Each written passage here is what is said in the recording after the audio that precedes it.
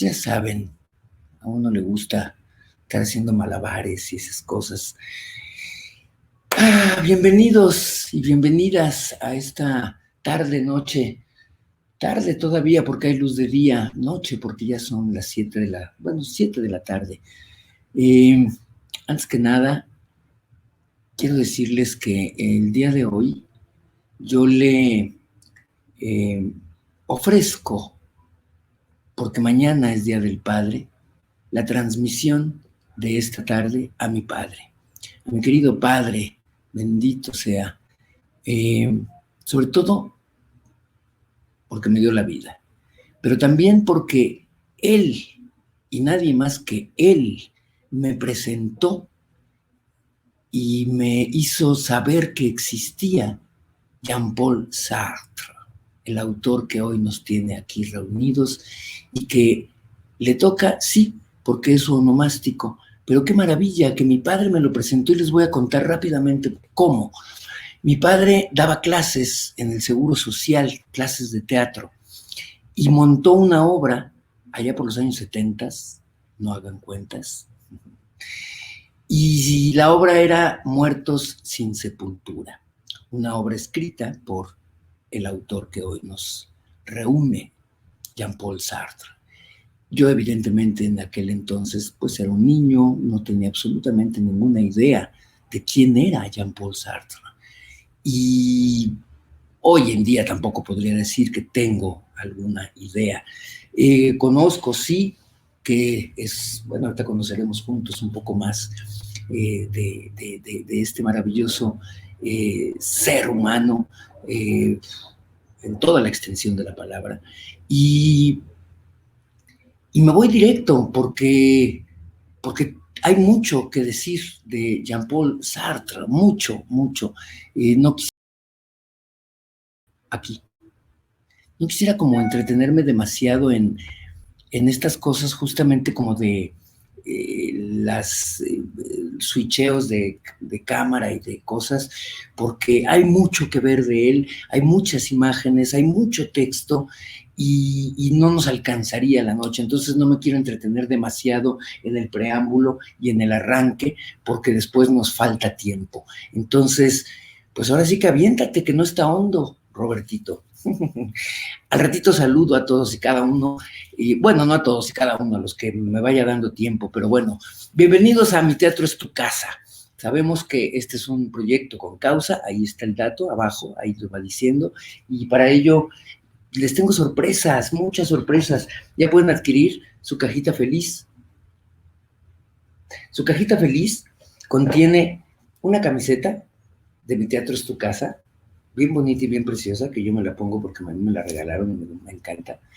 Y contiene también una taza, como en la que me estoy tomando este cafecito. Y si ustedes adquieren esta cajita feliz,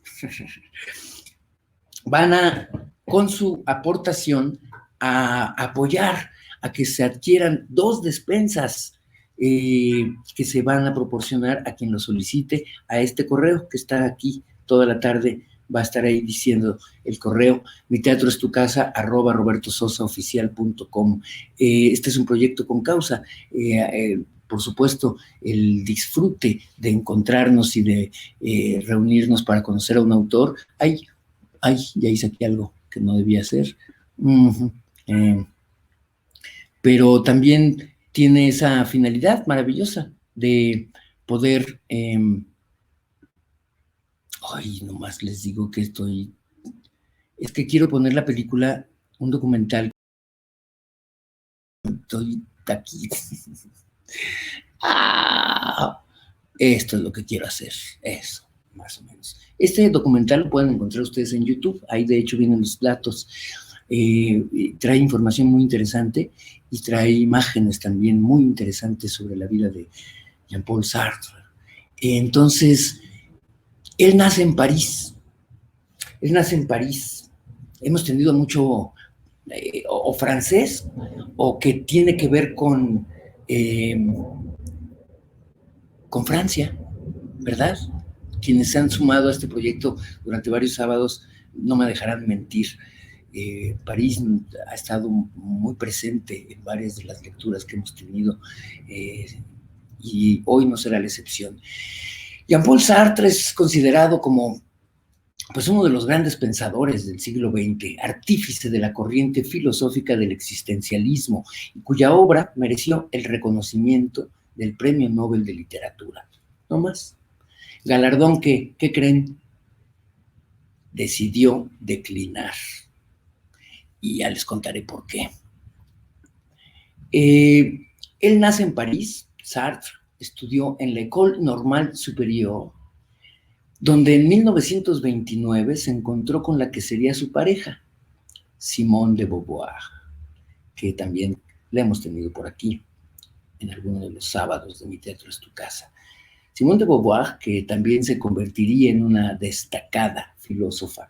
Fíjense, el autor que tenemos hoy está muy interesante por ello, porque no solamente es dramaturgo, escribió cuentos, pero creó trabajó en la filosofía y en el existencialismo y en cosas así muy intensas que yo, la verdad, no alcanzo a comprender. Y bueno, por ahí vamos a ver que por ahí de los 38 años ya había escrito pues, cualquier cantidad de cosas. En 1944, Sartre publicó su obra más conocida, El ser y la nada. Yo intenté darme un clavado en ese texto y la verdad es que intenté ser y no comprendí nada. O sea, sí, demasiado... Es literatura demasiado elevada para un noble pensamiento y entendimiento como el mío, debo admitirlo. El ser y la nada, su obra más conocida, es pieza clave del existencialismo, hablaba yo de esta corriente filosófica. Pieza clave del existencialismo que sería fundamental para entender su enfrentamiento a la política burguesa, reflejando su querencia a las ideas de izquierdas. Sartre analizó las posturas de Marx, creando la idea del marxismo humanista, pese a que sus estudios fueran luego rebatidos por Louis Althusser. Habría que leer a Louis Althusser para ver por qué rebatía lo que estableció, lo que intentaba argumentar Jean-Paul Sartre. Antibelicista convencido, Sartre se opuso de manera firme al colonialismo francés, a la guerra de Vietnam y criticó duramente el régimen de Stalin y al conflicto de la Guerra de los 6 días. Su obra resultó muy influyente en la contracultura americana y europea, siendo prohibido por la Iglesia Católica. No es el único, ¿no? Además de sus ensayos filosóficos, Sartre utilizó el teatro y la novela para transmitir sus ideas. Una obra también clave, La náusea o Los caminos de la libertad, son también libros claves, así como A puerta cerrada, Muertos sin sepultura, estas ya son obras de teatro. Puerta cerrada se ha montado aquí en México varias veces, y Muertos sin sepultura es la obra de la que les hablaba yo al principio, a través de la cual yo lo conocí, que mi padre además fue sumamente acertado en la manera en que adaptó este texto a México. Otro texto, El diablo y Dios, son piezas, estas tres últimas, de piezas teatrales de gran fuerza. La filosofía personal de Sartre sobre la relación entre el autor y los lectores le llevó, como lo dije hace ratito, a no aceptar el Premio Nobel de 1964. Y les iba yo a decir, ¿por qué? Porque no creía que las instituciones tuvieran que ejercer un papel de mediador. Bueno, era su punto, su point of view. Jean-Paul Sartre murió en París apenas el 15 de abril de 1980, hace apenas 41 años. Hasta aquí un poco de la biografía, porque no quisiera extenderme demasiado con la biografía, ya que quisiera tocar un poquito, a manera casi prácticamente de resumen, de varias de sus obras, y luego leerles un cuento que a mí me pareció muy interesante para compartir. Entonces, si les parece, ahorita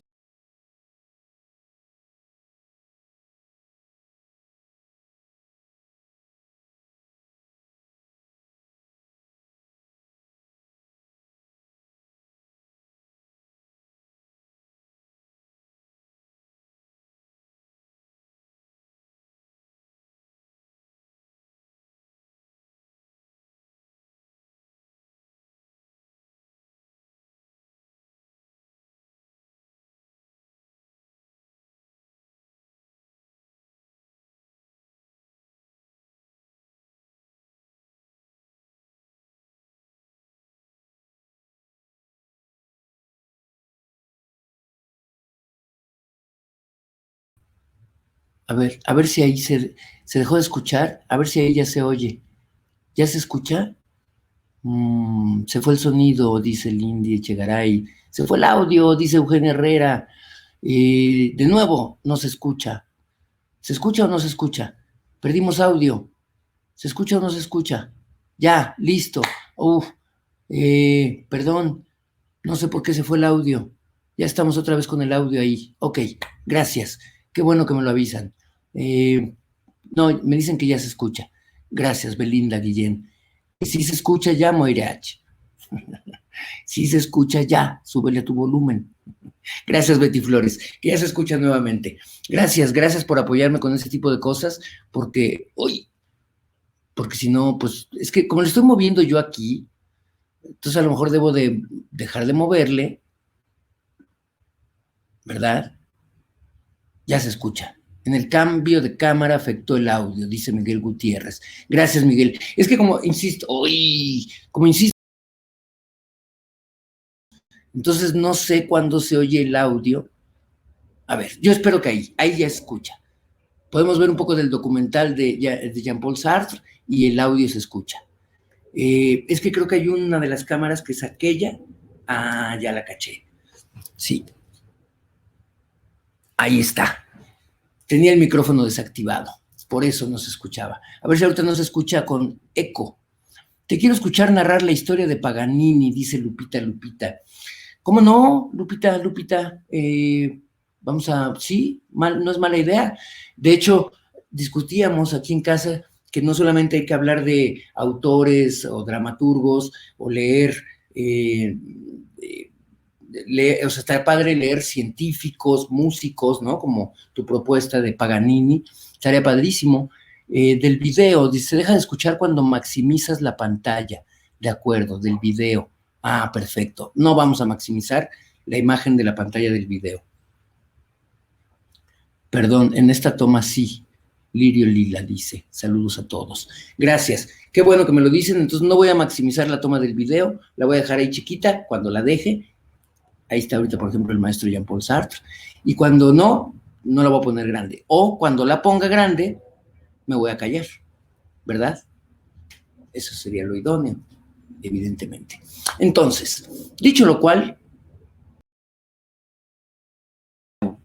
otra vez volví a hacer lo mismo. Ay, les digo, me dicen qué no hacer y eso es lo que hago. Gracias por estos espacios, dice Marisol MF. De nada. Les voy a leer brevemente unas frases de Jean-Paul Sartre para después pasar a un pequeño resumen de algunas de sus obras y pasar al cuento de esta tarde, noche. Una frase que me llamó la atención, que además es muy conocida. No hay necesidad de fuego. El infierno son los otros. Ahí se las dejo de tarea. Esta es una frase final de la obra de teatro A Puerta Cerrada. El mundo podría existir muy bien sin la literatura e incluso mejor sin el hombre. Fíjense, lo dice alguien que se dedicó y vivió de estudiar al hombre y de la literatura. Y llegó, pues digamos, no a la conclusión, pero en algún momento de su vida dedujo que el mundo podría existir muy bien sin la literatura e incluso mejor sin el hombre. Yo no estoy de acuerdo con ello, porque entonces, ¿qué estaríamos haciendo ustedes y yo y nosotros todos aquí, hoy? Felicidad no es hacer lo que uno quiere, sino querer lo que uno hace. Es una tercera máxima Jean-Paul Sartre. Los cobardes son los que se cobijan bajo las normas, dice en algún otro texto. El hombre, esta yo ya la conocía y probablemente muchos de ustedes también, el hombre está condenado a ser libre. En esta frase, probablemente la más célebre de las afirmaciones de Sartre, se concentran algunos de los aspectos esenciales de su pensamiento filosófico, como la reflexión sobre la condición humana y la naturaleza de la libertad y el sentido de la existencia. Para entender en toda su dimensión lo que Sartre quiso expresar con esta frase, es importante señalar que está, al igual que el conjunto de su obra literaria, crítica y filosófica, adscrita al existencialismo, que es una corriente filosófica que indaga en torno a cuestiones relacionadas con la vida y la existencia, que interroga conceptos como el de la libertad humana y reflexiona sobre los alcances de la responsabilidad individual del hombre. Como todos los soñadores, confundí el desencanto con la verdad, nos dice en una sexta frase Jean-Paul Sartre. La violencia, sea cual sea la forma en que se manifieste, es un fracaso. Je suis d'accord. Yo tengo aquí preparada una pipa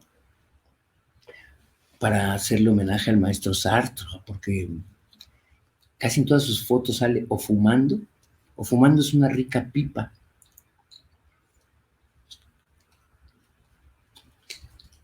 Entonces nos fumaremos una rica pipa para homenajear al maestro Jean-Paul Sartre, justo en esa foto que está ahí atrás. Ahí está con pipa, que es además una de las fotos más conocidas del maestro Sartre.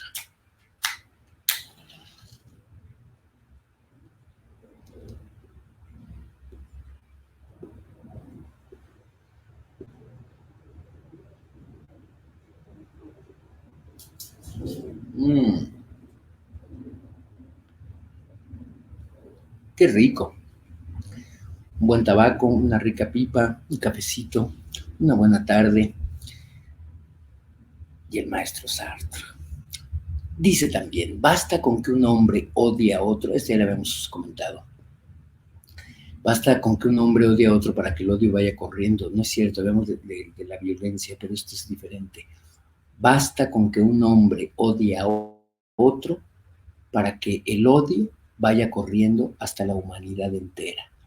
Nomás para que reflexionemos la próxima vez que queramos odiar a alguien. O que sintamos que odiamos a alguien. Ay, odio a mis papás, odio al vecino, odio a fulanita de tal porque me hizo no sé qué. Ahí está, el odio se va perpetuando. Y entonces, se nota que no sé fumar pipa, se me apagó.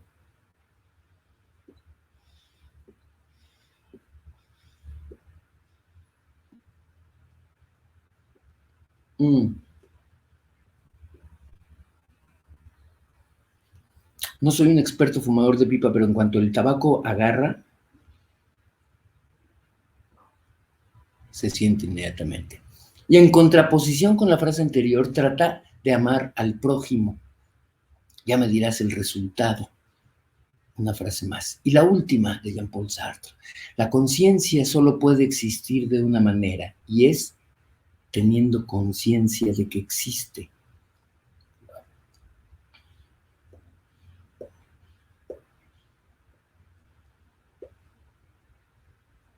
Siete obras esenciales de Jean-Paul Sartre.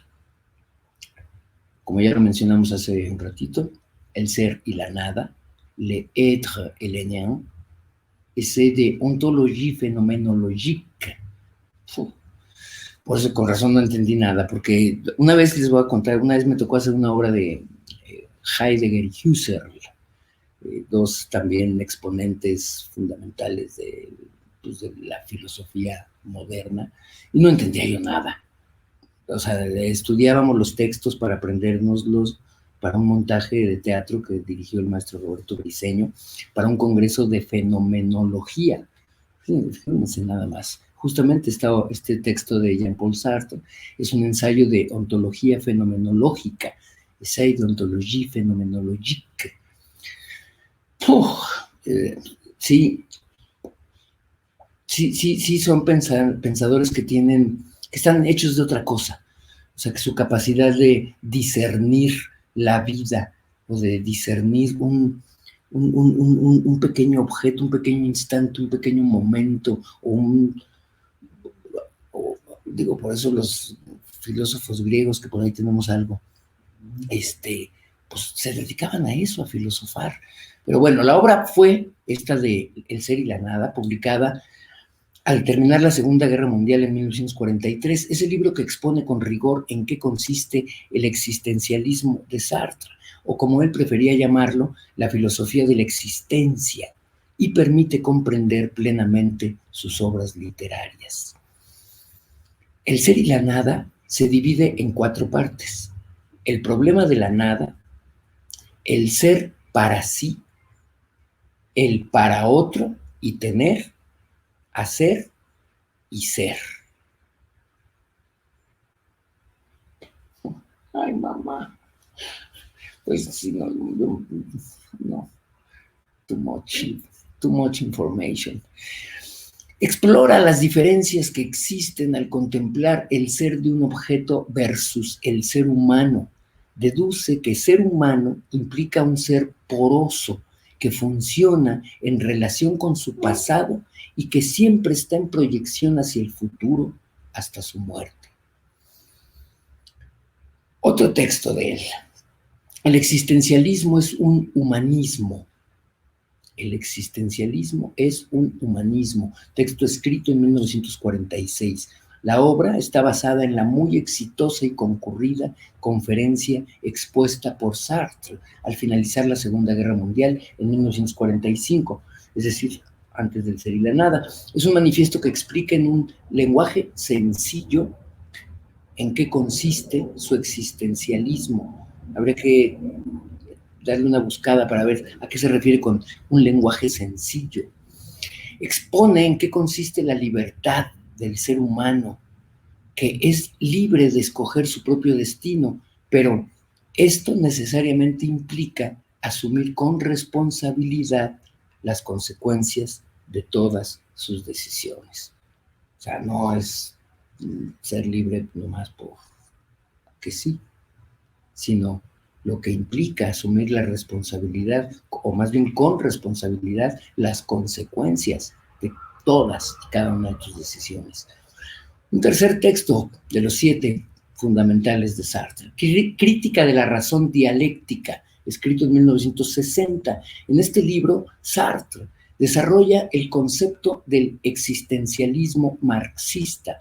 En él considera la libertad humana en el contexto histórico y la relación del ser humano con su mundo natural, que necesariamente implica enfrentarse ante la escasez de bienes y recursos. Concluye que el hombre solo puede ser realmente libre en la sociedad en la medida en que logre responder ante dicha escasez. Qué pensamiento tan interesante en estos momentos de la vida y de la humanidad. Obras literarias de Sartre. Además, escribió, como decía yo, novelas, obras de teatro, ensayos, crítica literaria, biografías. Las obras a continuación desarrollan, explican y ejemplifican la complejidad y aplicación de su pensamiento filosófico. La náusea, escrito en 1938, es la primera novela de Sartre y fue publicada en 1938. Está basada en los diarios de Roquetin, más bien Roquentin, su protagonista, un historiador preocupado porque su existencia no significa absolutamente nada sin importar las consecuencias. Sugiere que la libertad es una especie de condena, dado que no existe ningún propósito, destino, ni poder divino que permita siquiera guiar su existencia. Roquentin desarrolla la angustia ante la existencia, caracterizada por el sentimiento nauseabundo. Hay que leer La náusea.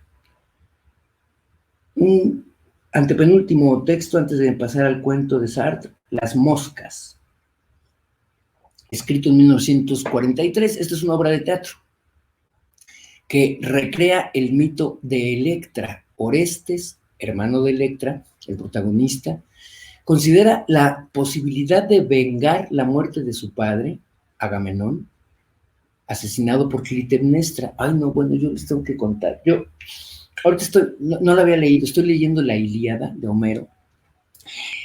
No. Hoy me desperté en la mañana con todos estos nombres de los aqueos y Agamenón y Menelao y Héctor y Paris y que resulta que Paris es el mismo que Alejandro, pero entonces yo me confundo con que si los aqueos están contra los que es un mundo absolutamente fascinante y bueno, evidentemente Sartre lo leyó porque junta a todos estos personajes, a Agamenón, a Clitemnestra, a Orestes, ¿no? O sea, toma personajes de distintas obras de la literatura griega, de los grandes clásicos, y recrea un texto dramático, una obra de teatro. Y escribe Las moscas. Y por medio de Orestes se desarrolla el concepto de la libertad. Tomar conciencia de la propia libertad es asumir la responsabilidad de nuestros actos, que ustedes no me dejarán mentir, es algo que acabamos de ver de un texto anterior donde ahí hace un tratado filosófico y aborda este tema, justamente, la conciencia de la propia libertad, que significa asumir la responsabilidad de nuestros actos.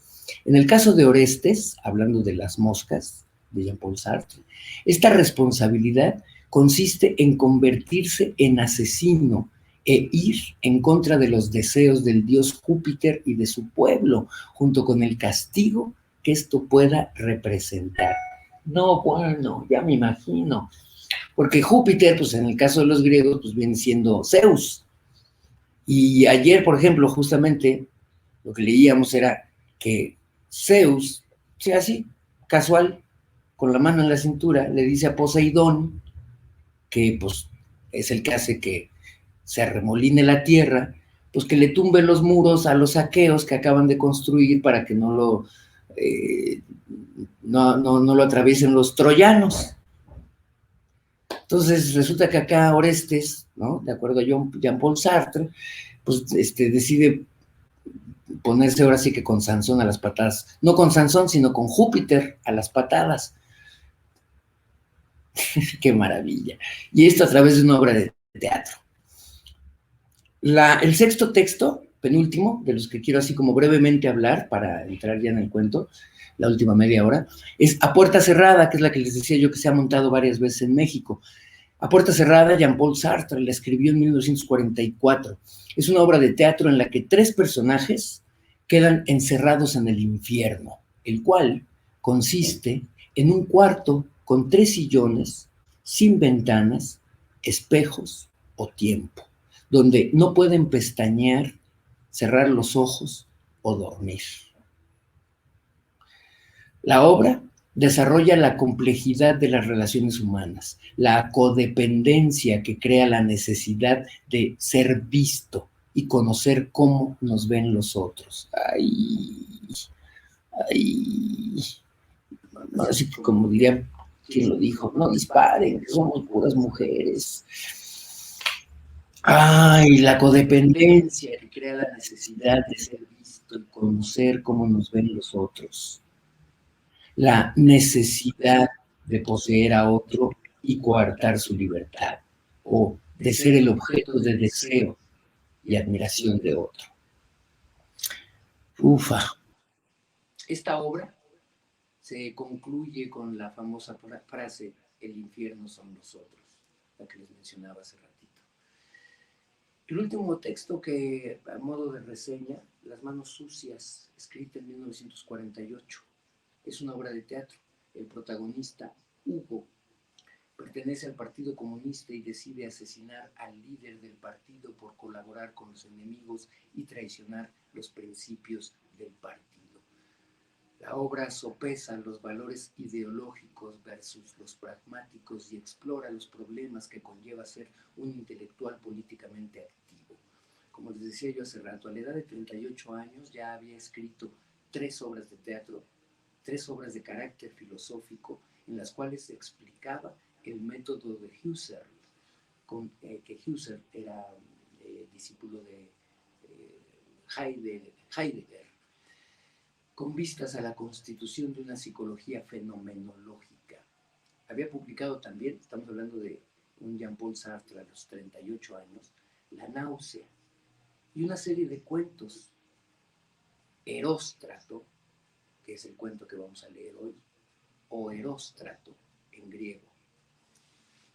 Les voy a decir por qué me llamó mucho la atención. Ahí, me fui, ahí estoy. Eróstrato. Eróstrato es el cuento que vamos a leer ahorita.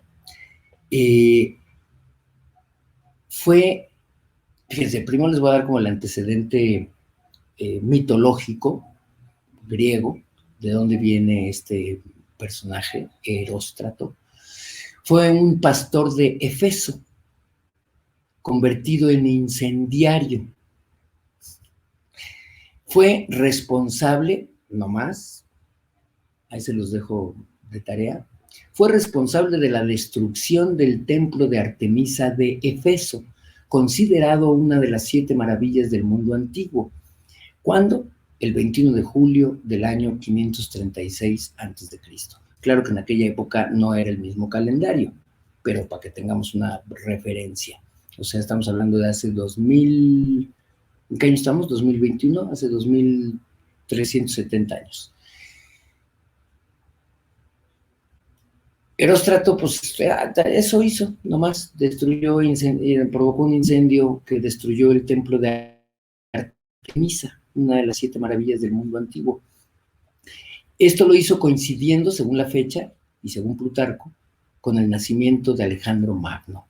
La acción realizada por Eróstrato y su intención de lograr la fama a cualquier precio han tenido eco en la modernidad. De ahí el por qué escogí este cuento para que lo leamos. Siempre se nos va el tiempo. La acción realizada por Eróstrato y su intención de lograr la fama a cualquier precio han tenido eco en la modernidad. En el ambiente académico de la psicología se denomina complejo de Eróstrato, así como hay complejo de Edipo, complejo de Electra, también hay complejo de Eróstrato. Y se le denomina así, a ver, no se vayan a sentir aludidos, ni mucho menos, ni se vayan a incomodar, pero se le llama así al complejo de Eróstrato, al trastorno, yo no lo sabía, me enteré ahora que estuve buscando el material para esta transmisión de hoy, me enteré de que así se le llama a esta forma de ser, o a este defecto de carácter, o a esta condición humana. El complejo, se denomina complejo de Eróstrato al trastorno según el cual el individuo busca sobresalir, distinguirse, ser el centro de atención.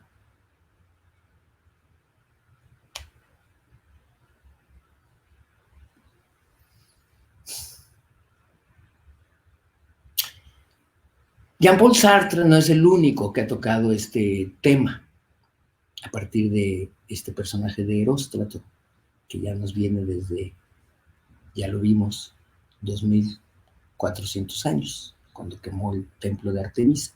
Miguel de Cervantes también, en Don Quijote de la Mancha, dicen por ahí que en el capítulo 8 de la segunda parte escribe: también viene con esto lo que cuentan de aquel pastor que puso fuego y abrasó el templo famoso de Diana, que Diana también es Artemisa, contado por una de las 7 maravillas del mundo, solo porque quedase vivo su nombre en los siglos venideros, y aunque se mandó que nadie le nombrase, ni hiciese por palabra o por escrito mención de su nombre, porque no consiguiese el fin de su deseo, todavía se supo que se llamaba Eróstrato. Así lo escribió Miguel de Cervantes, también refiriéndose a este personaje, pero Miguel de Cervantes en el Quijote. Y ahorita leeremos el cuento de Jean-Paul Sartre acerca de este personaje Eróstrato. No del personaje en sí, sino del modo, del complejo de Eróstrato. No solo Miguel de Cervantes escribieron sobre él, o Jean-Paul Sartre, también Víctor Hugo, Chekhov, Julio Verne, Lope de Vega y otros literatos utilizaron este mito. Pero quien nos tiene hoy aquí reunidos es Jean-Paul Sartre. Jean-Paul Sartre escribió un cuento corto titulado Heróstratus, como parte de El Muro. El Muro es una novela, no es una novela, perdón, El Muro es un libro que así se llama y que es una recopilación de varios cuentos de Jean-Paul Sartre. Antes de pasar a esto, saludo brevemente, por si no se me han quedado dormidos. Luz Aldívar, nos llevas con el autor a los hilos íntimos de la existencia, de las ideas y necesidades humanas. Ese es el punto. Ese es el punto, por ahí va. Ana Berta Luna, te mando muchos saludos. Juan Manuel Morales, saludos. Saludos a todos. Qué raro, yo escucho súper bien. Saruskis Durán dice, gracias. Se escucha muy bajo, dice Aurora Martínez. Se escucha bajito. No se escucha bien. Cuando quitaste la otra pantalla se bajó. ¡Ay! ¿Qué creen? Se me está acabando la batería. Se me está acabando la batería, no a mí, sino de la computadora. Se me está acabando la batería y esto no puede suceder porque todavía nos falta un ratito. Está en el estudio el cable, pero ahorita lo resolvemos. Ahorita lo resolvemos. No va a pasar, no pan del cúnico. Qué bueno que me asomé a la ventana porque me di cuenta que se estaba acabando la batería de la computadora. Si me dan un segundo, lo resuelvo, regreso, no se vayan. Les pongo el documental mientras pongo la conexión. Gracias.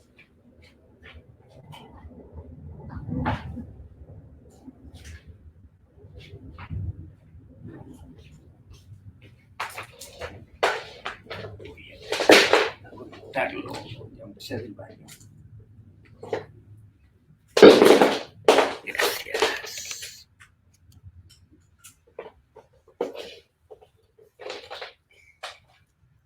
¡Qué barbaridad! ¡Qué eficacia! Ya está, ya quedó resuelto, gracias. Ya quedó resuelto, resueltísimo, resuelto. Me encanta porque ahora sí podemos entrar en materia y podemos empezar a leer. No me tardé. Miren, volví rapidísimo. Nada fuera como, pum, un cablecito, conectar un cablecito. Es que luego a veces le apuesto a que la batería aguante, pero pues no. Bueno, vámonos sobre Heróstratus de Jean-Paul Sartre. Qué rico cafecito me estoy tomando. Aprovecho la pausa para agradecer a quienes se han sumado en la adquisición de este combo maravilloso de tazas y camisetas.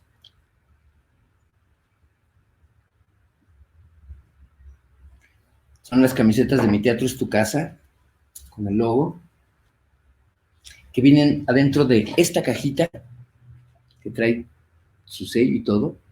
Y yo luego aquí le escribo así algo bien bonito.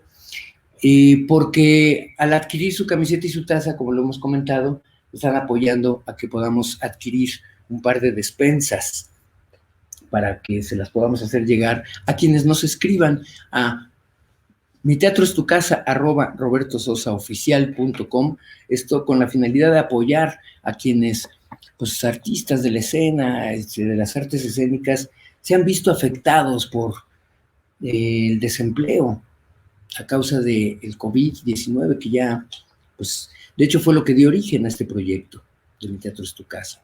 Entonces, quien esté interesado en adquirir la taza, la camiseta, no tienen que estar juntas, pueden adquirir la camiseta o la taza y de todos modos lo que se aporte a través de la adquisición de las mismas será utilizado para ello. Hoy entregamos una, hoy fui a entregar una. Gracias, Cari Lozano, por haberte sumado a este esfuerzo. Gracias también a la librería Elena Garro, que todos los sábados nos apoya con la mención de este proyecto. Visiten la librería Elena Garro, está en el centro de Coyoacán, en la Plaza de la Conchita, sí, en el barrio de la Concepción, en la Conchita. Creo que es la calle Fernández Leal, si no mal recuerdo, y es una librería bien bonita, Pueden ir a tomar café, pueden ir a leer, pueden ir a comprar un libro, pueden ir a pasear, aprovechen, se comen un elote ahí en la plaza, un helado, pero, híjole, se pueden pasar toda la tarde en la librería Elena Garro y no se van a aburrir. Tienen un área, una ludoteca, un área para niños hermosa, es un espacio abierto con mucha luz, se antoja comprar libros en la librería Elena Garro. Gracias a la librería Elena Garro por su apoyo cada uno de los sábados de Mi Teatro es tu Casa. De verdad que lo valoro muchísimo. Bueno, una vez hecho lo cual, es decir, ya estamos conectados, ya tenemos pila, ya tenemos la suficiente energía para continuar, eh, procedamos al cuento de Jean-Paul Sartre, que escribe este cuento corto, perdón, titulado Heróstratus, como parte de El Muro. Les decía yo, ahí nos quedamos. El Muro es un libro que forma parte de la recopilación de varios cuentos. Pero este cuento es en la historia, un hombre planea cometer crímenes violentos al azar a fin de conseguir fama. Por eso el complejo de Heróstrato, porque el complejo de Heróstrato consiste en eso, en hacer lo que sea necesario para llamar la atención. Y ¿cuántos seres no conocemos? O si incluso reflexionamos sobre nosotros mismos, cuántas cosas no hemos hecho con tal de llamar la atención. Llamar la atención de nuestros papás, de nuestra sociedad, de nuestros hijos, de nuestra pareja, de nosotros mismos, en fin, cuántas cosas no hemos hecho con tal de llamar la atención. Y el cuento de Heróstrato de Jean-Paul Sartre comienza así. A los hombres hay que mirarlos desde arriba. Yo apagaba la luz y me asomaba a la ventana. Ni siquiera sospechaban que se les pudiera observar desde arriba. Cuidan mucho la fachada, algunas veces incluso la espalda, pero todos sus efectos están calculados para espectadores de no más de 1,70 m. ¿Quién ha reflexionado alguna vez en la forma de hongo de un sombrero visto desde un 6º piso? Perdón. No se cuidan de defender sus hombros y sus cráneos con colores vivos y con géneros chillones. No saben combatir ese gran enemigo de lo humano, la perspectiva de arriba a abajo. Yo me asomaba y me echaba a reír. ¿Dónde estaba? ¿Dónde estaba? Pues ese famoso estar de pie del que se sienten tan orgullosos. Se aplastan contra la acera y 2 largas piernas semirrampantes salen abajo de sus hombros. Es en el balcón de un 6º piso donde debería haber pasado toda mi vida. Es necesario apuntalar las superioridades morales con símbolos materiales, sin lo cual se desplomarían. Pero, precisamente, ¿cuál es mi superioridad sobre los hombres? Una superioridad de posición, ninguna otra. Me he colocado por encima de la humanidad que está en mí y la contemplo. He aquí por qué me gustaban las torres de Notre Dame, las plataformas de la Torre Eiffel, el Sacré-Cœur, mi 6º piso de la calle del Hambre. Son excelentes símbolos. Algunas veces era necesario volver a bajar a las calles, para ir a la oficina, por ejemplo. Yo me ahogaba. Cuando uno está al mismo nivel de los hombres, es mucho más difícil considerarlos como hormigas. Tocan. Una vez vi a un tipo muerto en la calle. Había caído de narices. Le volvieron. Sangraba.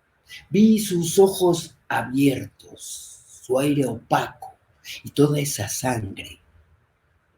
Y me dije, no es nada. No es más impresionante que la pintura fresca. le han pintado la nariz de rojo, eso es todo. Pero sentí una sucia dulzura que me invadía desde las piernas hasta la nuca. Me desvanecí. Me llevaron a una farmacia, me golpearon en la espalda y me hicieron beber alcohol. Los hubiera matado. Yo sabía que eran mis enemigos, pero ellos no lo sabían. Se amaban entre sí, se ponían hombro con hombro, y a mí me hubieran dado una mano por aquí o por allá porque me creían su semejante. Si hubieran podido adivinar la más ínfima parte de la verdad, me hubieran golpeado. Por lo demás, más tarde lo hicieron. Cuando me detuvieron y supieron quién era en realidad, me torturaron, me golpearon durante 2 horas. En la comisaría me dieron de bofetadas y de trompadas, me retorcieron los brazos, me arrancaron el pantalón y luego, para terminar, arrojaron mis anteojos al suelo. Y mientras los buscaba a tientas y materialmente en 4 patas, me dieron, riéndose, algunos puntapiés en el culo. Preví siempre que terminarían por golpearme. No soy fuerte y no puedo defenderme. Había que me acechaban. Sabía que me acechaban desde hacía mucho tiempo, los grandes. Me atropellaban en la calle para reírse, para ver lo que hacía. Yo no decía nada. Hacía como si nada hubiera notado y no obstante, ellos me dejaron. Yo les tenía miedo, era un presentimiento. Pero ustedes se imaginarán que tenía razones más serias para odiarlos. Desde este punto de vista, todo fue mucho mejor a partir del día en que me compré un revólver. Uno se siente fuerte cuando lleva asiduamente una de esas cosas que pueden estallar y hacer ruido. Lo sacaba el domingo, lo ponía sencillamente en el bolsillo de mi pantalón y luego iba a pasearme en general por los bulevares. Sentía que tiraba de mi pantalón como un cangrejo. Lo sentía completamente frío contra mi muslo, pero se calentaba poco a poco al contacto de mi cuerpo. Yo andaba con cierta rigidez. Tenía el aspecto de un tipo que estaba engallado, pero al que su verga frena a cada paso.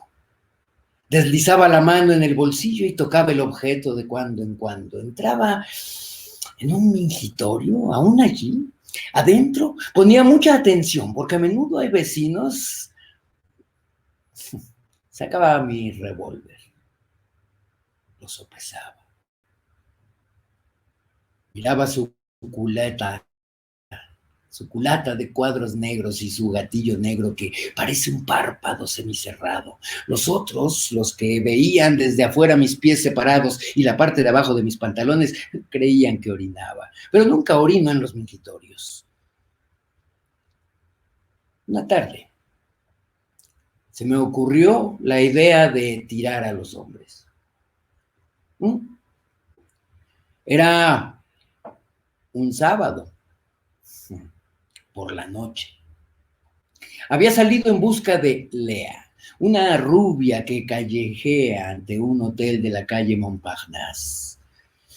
Nunca he tenido comercio íntimo con una mujer. Me hubiera sentido robado. Uno se les sube encima, por supuesto, pero ellas nos devoran el bajo vientre con sus grandes bocas peludas, y por lo que he oído decir, son las que salen ganando y con mucho en este cambio. Yo no le pido nada a nadie, pero tampoco quiero dar nada. A lo más, hubiera necesitado una mujer fría y piadosa que me soportara con disgusto. El primer sábado de cada mes yo subía con Lea a una habitación del Hotel Duquesne. Se desvestía y yo la miraba sin tocarla. A veces eso salía solo en mi pantalón. Otras veces tenía tiempo de volver a casa para terminar allí. Esa noche no la encontré en su sitio de costumbre. Esperé un momento y como no la vi venir, supuse que estaría enferma. Era principio de enero y hacía mucho frío. Quedé desolado. Soy un imaginativo. Y me había representado vivamente el placer que esperaba obtener de esa velada. Había en la calle Odessa una morena que yo había visto a menudo, un poco madura, pero firme y regordeta. Yo no detesto a las mujeres maduras. Cuando están desvestidas parecen más desnudas que las otras. Pero ella no estaba al corriente de lo que me convenía y me intimidaba un poco exponerlo aquello de cabo a rabo. Además, yo desconfío de las recién conocidas. Esas mujeres pueden muy bien ocultar un granuja detrás de la puerta y después el individuo aparece de pronto y le quita a uno el dinero. Puede uno considerarse afortunado si no le da unos puñetazos. Sin embargo, esa noche sentía no sé qué audacia. Decidí pasar por casa para tomar mi revólver y tentar la aventura. Cuando un cuarto de hora más tarde abordé a la mujer, el arma estaba en mi bolsillo y ya no temía nada. Al mirarla de cerca, vi que tenía más bien un aspecto miserable. Se parecía a mi vecina de enfrente, la mujer del ayudante, y quedé muy satisfecho de esto, porque hacía mucho tiempo que tenía deseos de verla encuerada. Se desvestía con la ventana abierta cuando no estaba el ayudante. Y a menudo yo me quedaba detrás de la cortina para sorprenderla, pero se arreglaba en el fondo de la pieza. En el Hotel Estela no quedaba más que una habitación libre en el cuarto piso. Subimos. La mujer era bastante pesada y se detenía en cada escalón para respirar. Yo subía con facilidad, tengo un cuerpo seco, pese a mi vientre, y son necesarios más de 4 pisos para hacerme perder el aliento. En el descansillo del cuarto piso, se detuvo y se puso la mano derecha sobre el corazón, respirando con fuerza. En la mano izquierda tenía la llave de la habitación. Es alto, dijo, tratando de sonreírme. Le tomé la llave sin contestarle y abrí la puerta. Tenía el revólver en la mano izquierda, apuntando derecho ante mí a través del bolsillo, y no lo dejé hasta después de haber girado la perilla de la puerta. La pieza estaba vacía. Sobre el lavabo había puesto una pequeña pastilla de jabón verde para lavarse después de eso. Sonreí. Conmigo no son necesarios ni los lavabos ni las pastillitas de jabón. La mujer seguía resoplando detrás de mí. Eso me excitaba. Me volví, me tendió los labios. La rechacé. Desvístete, le dije. Había un sillón de tapicería. Me senté confortablemente. En estos casos, cuando lamento no fumar. La mujer se quitó el vestido y luego se detuvo arrojándome una mirada de desconfianza.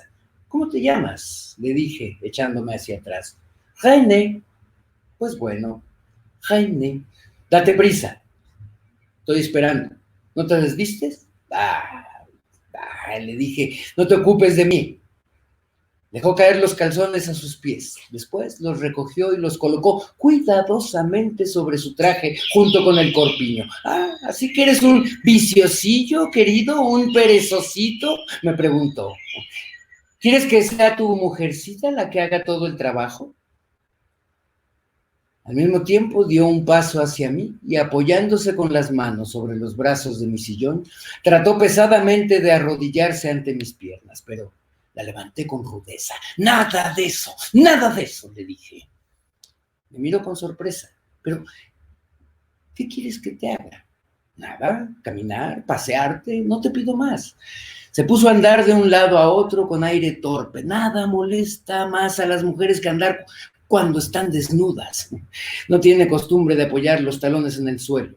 La mujerzuela encorvaba la espalda y dejaba colgar los brazos. En cuanto a mí, me sentía en la gloria. Ella estaba allí tranquilamente sentado en un sillón, cubierto hasta el cuello. Había conservado hasta los guantes puestos, y esa señora madura se había desnudado totalmente bajo mis órdenes y daba vuelta a mi alrededor. Volvió la cabeza para salvar las apariencias, me sonrió coquetamente. ¿Me encuentras linda? ¿Deleito tus miradas? No te ocupes de ello, le dije. Dime, preguntó con súbita indignación. ¿Tienes intención de hacerme caminar así mucho tiempo? Siéntate, le ordené. Se sentó sobre la cama y nos miramos en silencio. Tenía la carne de gallina. Se veía el tic-tac, tic-tac de un despertador al otro lado de la pared. De pronto le dije, abre las piernas. Dudó un cuarto de segundo. Luego obedeció. Miré y olí entre sus piernas. Luego me puse a reír tan fuerte que se llenaron los ojos de lágrimas. Le dije sencillamente, ¿te das cuenta? Y me volví a reír. Me miró con estupor, después se enrojeció violentamente y cerró las piernas. ¡Cochino!, dijo entre dientes.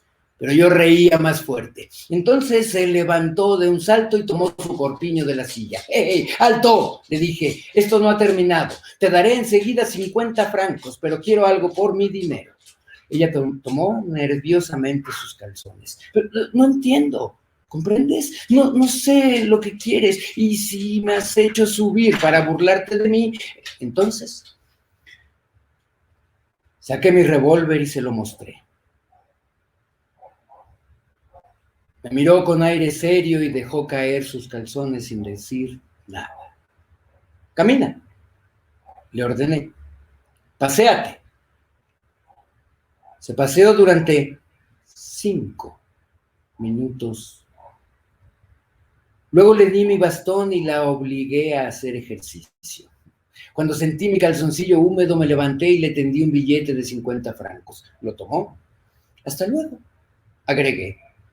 No te he fatigado mucho por ese precio. Me fui. La dejé totalmente desnuda en medio de la habitación con su corpiño en una mano y el billete de 50 francos en la otra. No lamentaba mi dinero. La había aturdido, y eso que no se asombra fácilmente a una ramera. Pensé bajando la escalera. Eso es lo que quería, asombrarlos a todos. Estaba feliz como un niño. Me llevé el jabón verde y cuando volví a casa lo froté largo tiempo bajo el agua caliente hasta que no fue más que una delgada película entre mis dedos. Parecida a un bombón muy chupado de menta. Pero por la noche desperté sobresaltado y volví a ver su rostro. Los ojos que me puso cuando le mostré el arma y su gordo vientre que saltaba a cada uno de sus pasos. ¡Qué estúpido fui!, me dije, y sentí un amargo remordimiento. Hubiera disparado en aquel momento. Debía agujerear ese gordo vientre dejándolo como una espumadera. Esa noche y las 3 que siguieron soñé con 6 agujeritos rojos agrupados en círculo alrededor de un ombligo.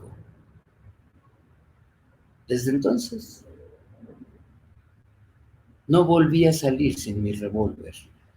Miraba la espalda de la gente y me imaginaba según caminaban, el modo como caerían si les disparara. Los domingos tomé la costumbre de ir a apostarme delante del Châtelet, a la salida de los conciertos clásicos. A eso de las 6 se escuchaba un timbre y las obreras venían a sujetar las puertas y vidrieras con los ganchos. Así empezaba la cosa. La multitud salía lentamente, la gente marchaba con paso flotante, los ojos llenos todavía de ensueño, el corazón todavía lleno de bellos sentimientos.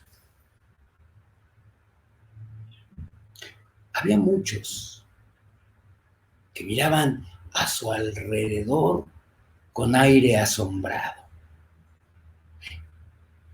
La calle debía parecerles totalmente azul. Entonces sonreían con misterio. Pasaban de un mundo a otro y era en ese otro donde yo les esperaba. Había deslizado mi mano derecha en el bolsillo. Apretaba con todas mis fuerzas la culata del arma. Al cabo de un momento me veía disparándoles el arma.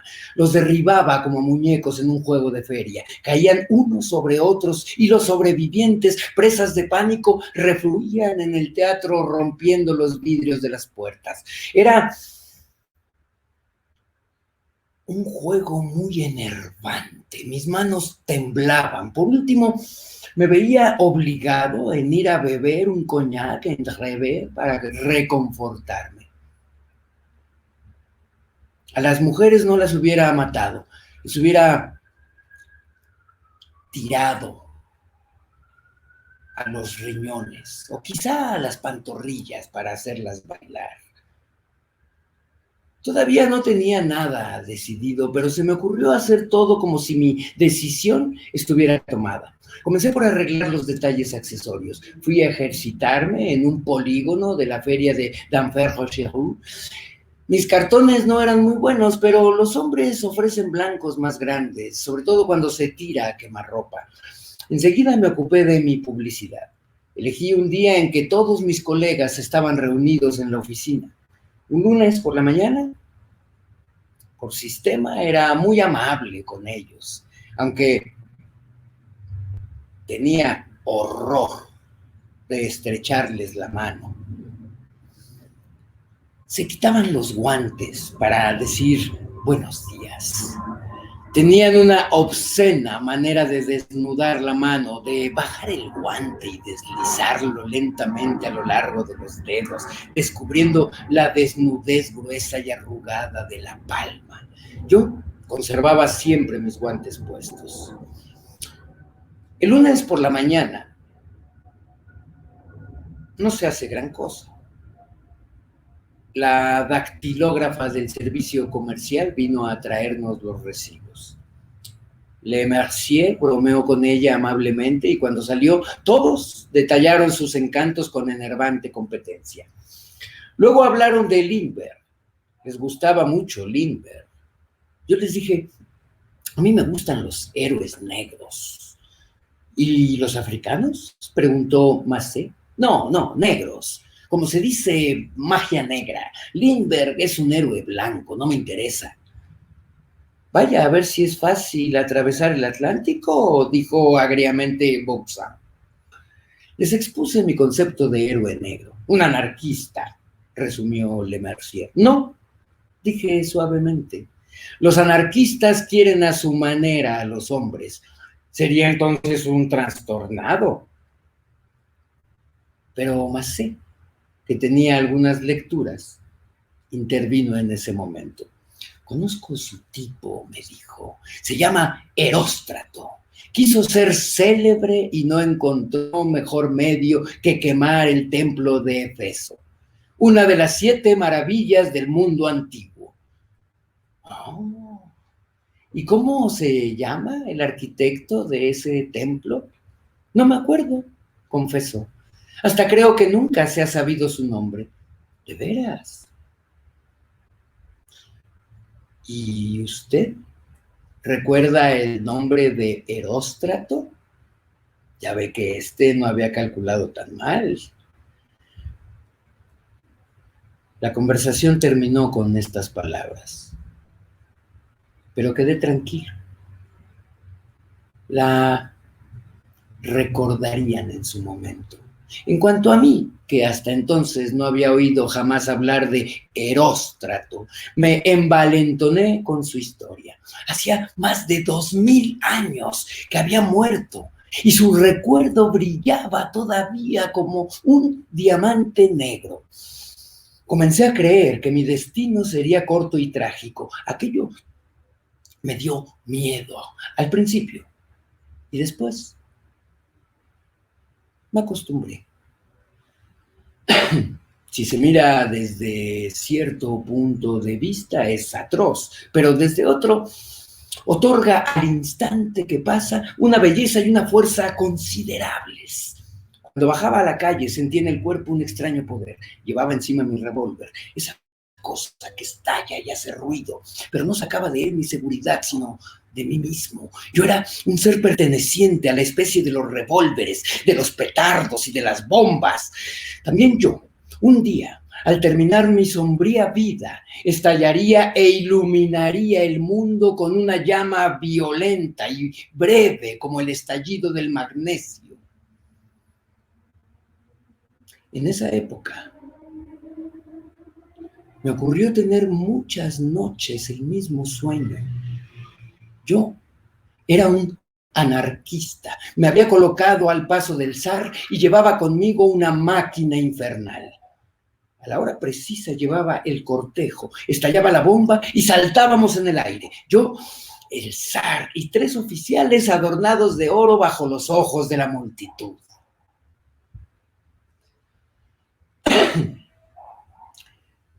Permanecí entonces semanas enteras sin aparecer por la oficina. Me paseaba por las calles entre mis futuras víctimas o bien me encerraba en mi habitación y hacía planes. Me despidieron a comienzos de octubre.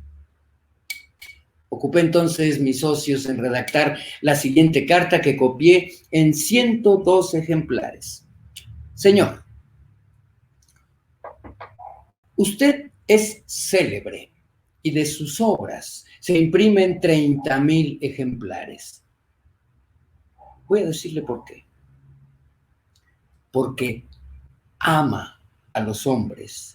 Tiene usted el humanitarismo en la sangre. Es una suerte. Usted se alegra cuando está acompañado. En cuanto ve a uno de sus semejantes, aun sin conocerlo, siente simpatía por él. Le agrada su cuerpo por la manera en que está articulado, por sus piernas que se abren y se cierran a voluntad, por sus manos sobre todo. Lo que más le agrada es que tengan 5 dedos.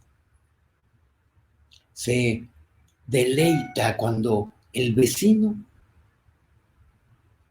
toma una taza de la mesa, porque tiene una manera de tomarla que es exclusivamente humana y que a menudo ha descrito usted en sus obras, menos delicada, menos rápida que la del mono, pero mucho más inteligente, ¿no es así? Le gusta también la carne del hombre, su modo de andar, herido grave que se reeduca, su aspecto de volver a inventar la marcha a cada paso y su famosa mirada que las fieras no pueden soportar. A usted le es fácil, pues, encontrar el acento que conviene para hablar al hombre de sí mismo, un acento púdico, pero entusiasta. La gente se arroja sobre sus libros con glotonería, los leen en un buen sillón, piensan en el gran amor desdichado y discreto que usted les consagra, y eso les consuela de muchas cosas, de ser feos, de ser cobardes, de ser cornudos, de no haber recibido aumento el 1 de enero, y se dicen espontáneamente de su última novela, es una buena acción. Supongo que tendrá usted curiosidad por saber cómo puede ser un hombre que no quiere a los hombres. Pues bien, soy yo. Los quiero tan poco que de inmediato voy a matar una media docena de ellos. Quizás se pregunte, ¿por qué solo media docena? Porque mi revólver no tiene más que 6 balas. Es una monstruosidad, ¿no es así? Y además un acto correctamente impolítico. Pero les repito que no puedo quererlos. Comprendo muy bien su manera de sentir, pero lo que a usted le atrae, a mí me disgusta. Como usted, he visto a los hombres masticar con cuidado, conservando los ojos atentos y hojeando con la mano izquierda una revista barata. ¿Es culpa mía si prefiero asistir a la comida de las focas?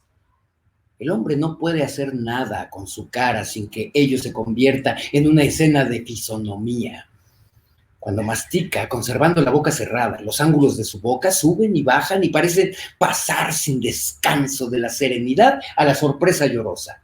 A usted eso le agrada, lo sé. Es lo que llama la vigilancia del espíritu. Pero a mí me da náuseas. No sé por qué. Así he nacido. Si no hubiera entre nosotros más que una diferencia de gustos, no le importaría, no lo importunaría. Pero todo esto ocurre como si usted estuviera en gracia y yo no. Soy libre de que me guste o no la langosta a la americana. Pero si no me gustan los hombres, soy un miserable. Y no puedo encontrar mi sitio en el mundo. Ellos han acaparado el sentido de la vida. Espero que comprenda lo que quiero decir. Hace 33 años que tropiezo contra puertas cerradas sobre las cuales han escrito: nadie entre aquí si no es humanitario. He debido abandonar todo lo que he emprendido. Era necesario elegir. O bien era una tentativa absurda y condenada, o bien tarde o temprano se volvía en provecho de ellos. No llegaba a separar de mí, a formular los pensamientos que no le destinaba expresamente. Permanecían en mí como ligeros movimientos orgánicos. Sentía que eran suyos los mismos útiles de que me servía. Las palabras, por ejemplo.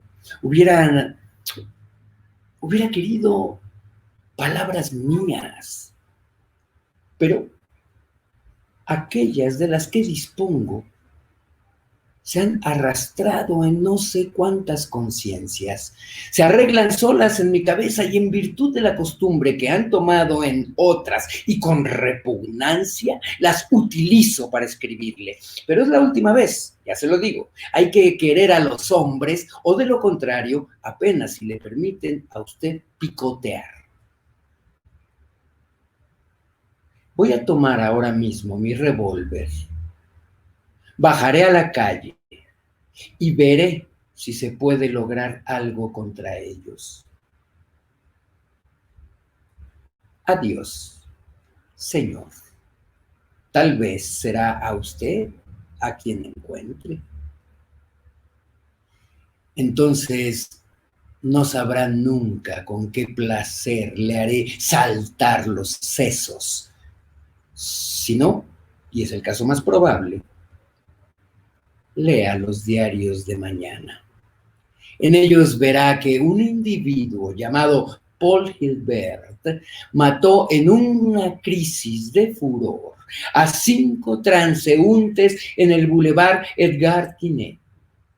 Usted sabe mejor que nadie lo que vale la pena la prosa de los grandes diarios. Comprenda, pues, que no estoy furioso, por el contrario, estoy muy tranquilo y le ruego que acepte, señor, mi consideración más distinguida. Paul Gilbert.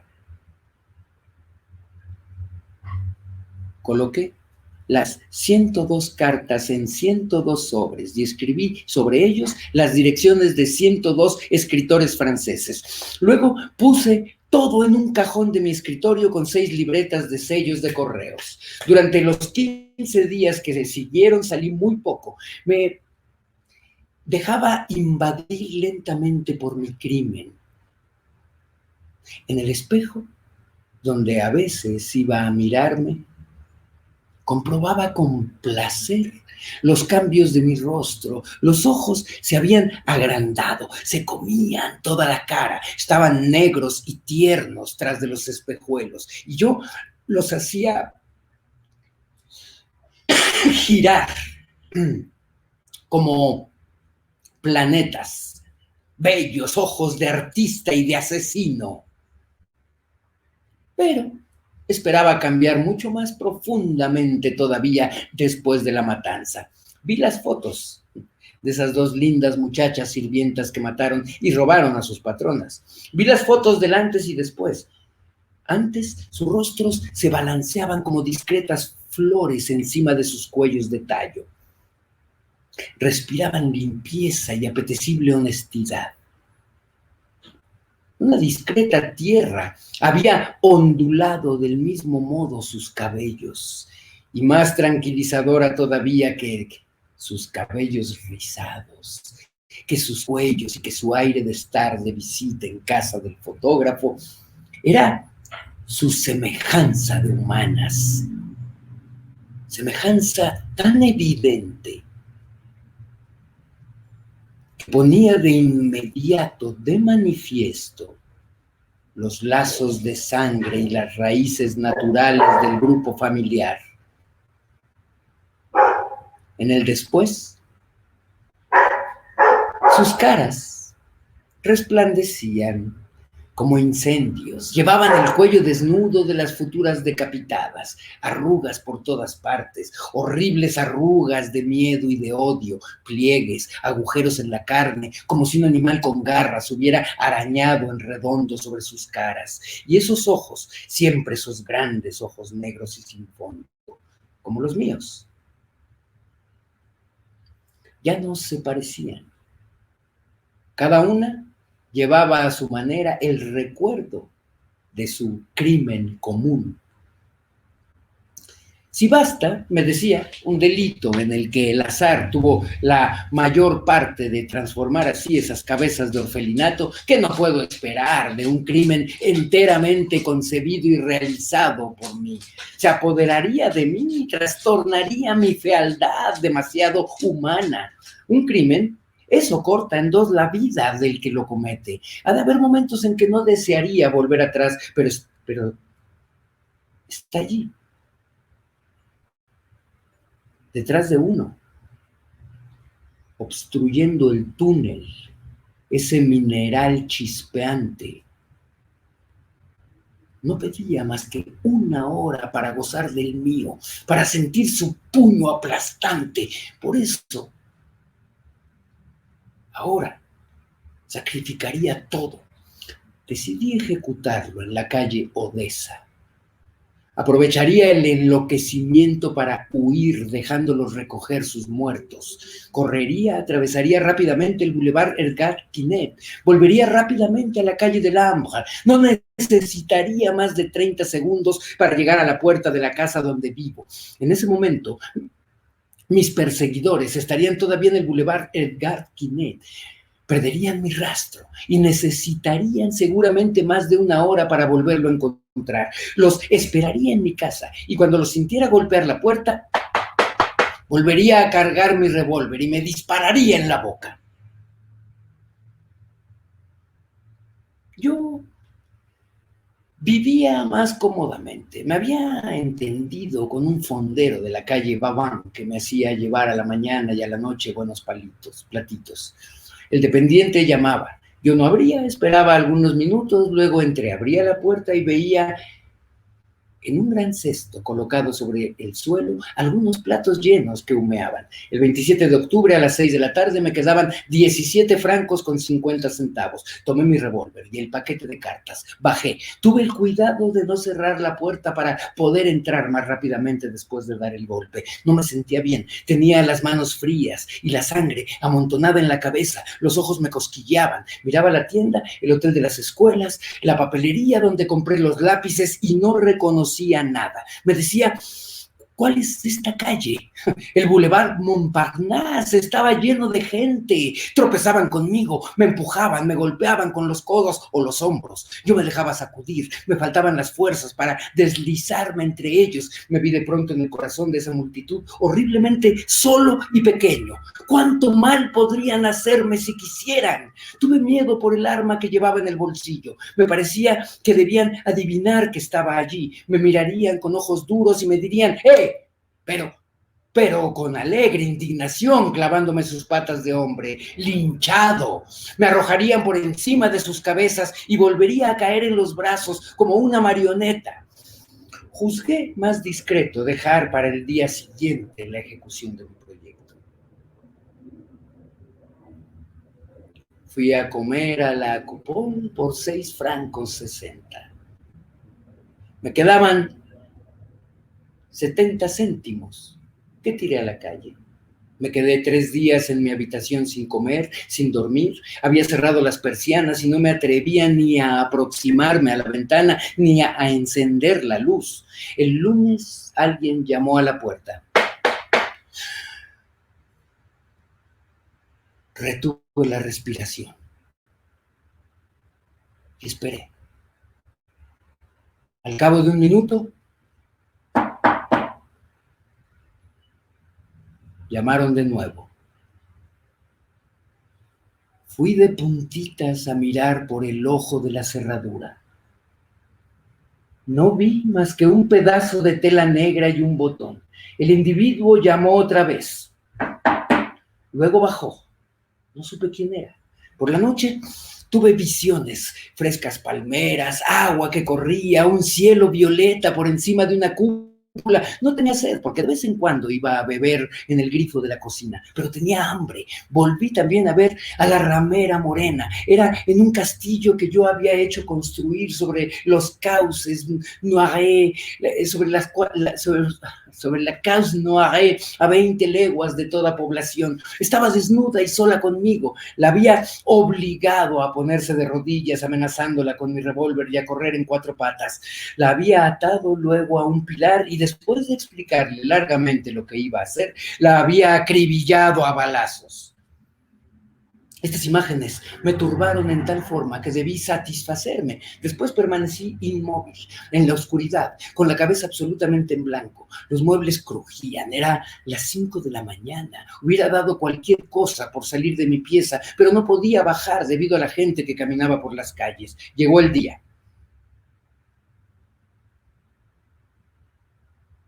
No sentía ya hambre, pero me había puesto a sudar. Empapé mi camisa. Fuera había sol. Entonces pensé, en una habitación cerrada, en la oscuridad. Él está agazapado. Hace 3 días que él no come ni duerme. Han llamado y él no ha abierto. Enseguida él va a descender a la calle y él matará. Me daba miedo. A las 6 de la tarde me volvió el hambre. Estaba loco de cólera. Tropecé un momento con los muebles. Después encendí la luz en las habitaciones, en la cocina, en el baño. Me puse a cantar materialmente a gritos. Me lavé las manos y salí. Necesité 2 largos minutos para poner todas mis cartas en el buzón. Las echaba por paquetes de a 10. Tuve que arrugar algunos sobres. Luego seguí por el Boulevard Montparnasse hasta la calle Odessa. Me detuve ante el escaparate de una camisería y cuando vi mi cara, pensé, sucederá esta tarde.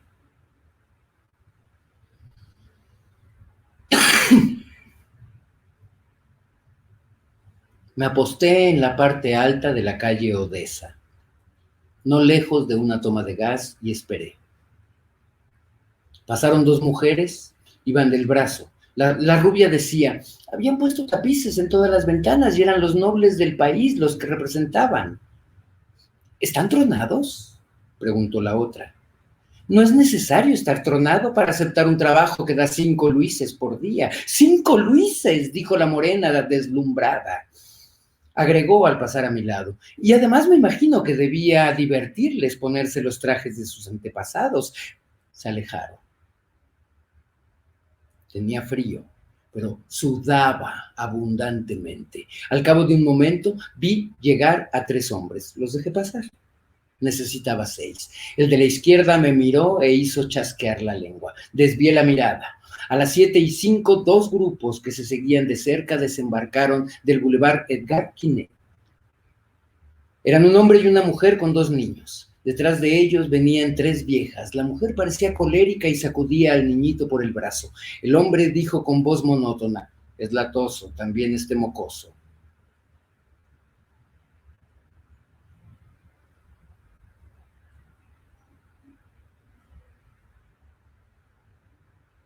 Voilà.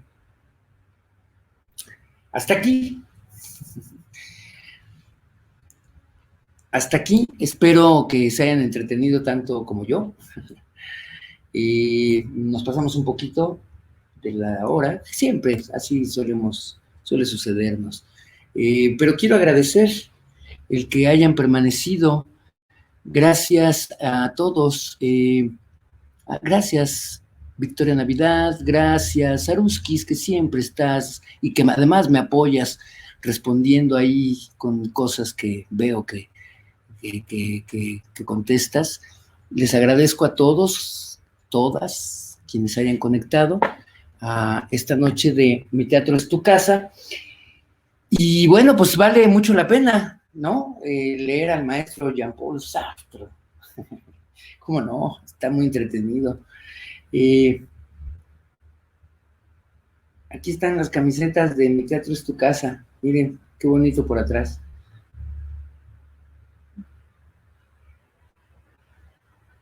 Esta es la espalda, este es el frente, esta es la taza y ambas vienen en esta cajita feliz. Les recuerdo que este es un proyecto con causa. Yo disfruto mucho el leer, pero más disfruto cuando esto se vuelve recíproco y resulta en pues un beneficio para alguien que lo necesite.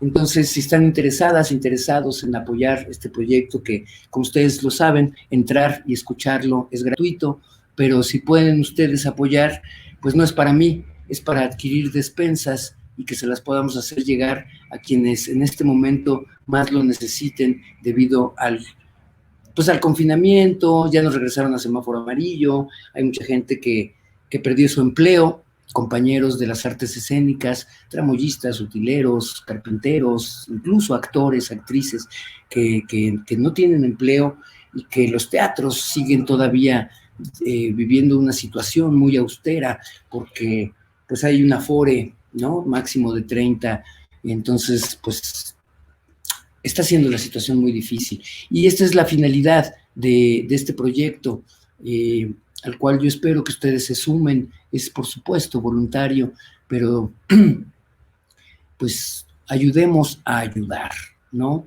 Yo les agradezco que se conecten.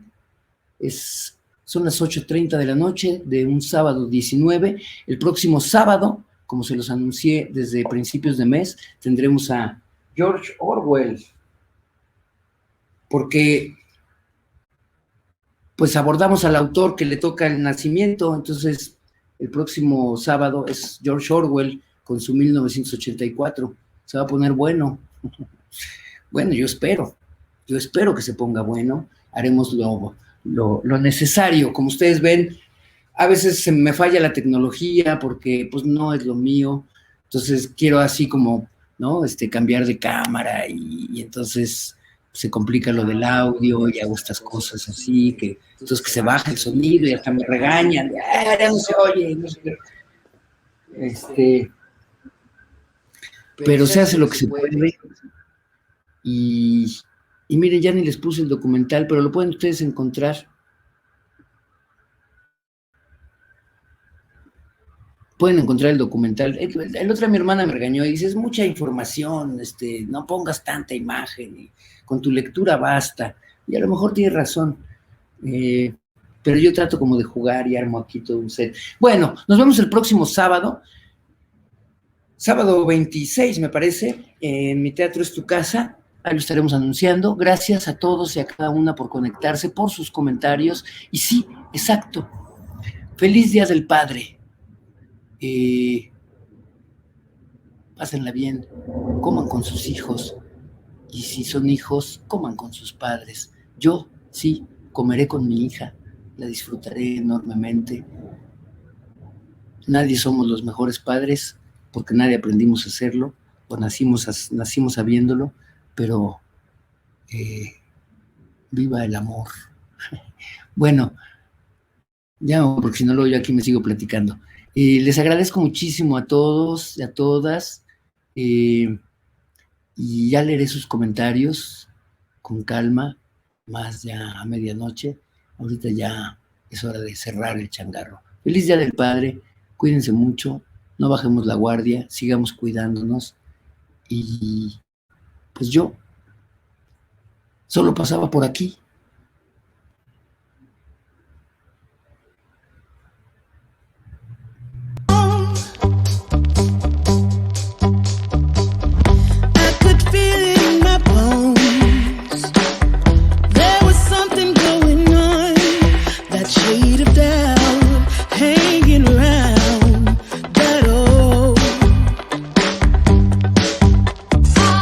'cause